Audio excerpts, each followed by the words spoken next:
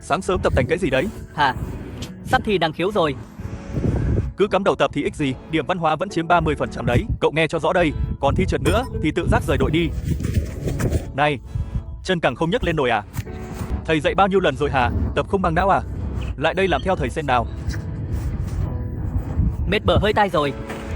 Tập xong không thèm giãn cơ luôn à? Người ngợm cứng đờ thế này. Tập thế này thì đòi thi đại học gì? Chẳng có tí trình độ nào. Nằm im, dáng chịu đau đi. Tuần sau là thi thể lực rồi đấy. Cuối cùng cũng thoát nợ đám các cậu. Thi cho tốt vào. Thầy ơi, thầy không đi thi cùng bọn em à? Đi cùng làm cái gì? Ngày nào cũng nhìn mặt mấy cậu là chán lắm rồi. Còn đi với chả cùng.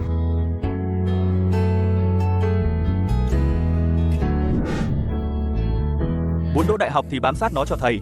Đại Kiệt, bám sát nó. Chạy đi. Nhấc cái chân lên. Bứt tốc. Bám sát nó, đừng có sợ. Nước rút. Bao nhiêu năm nỗ lực. Đại Kiệt, cố lên.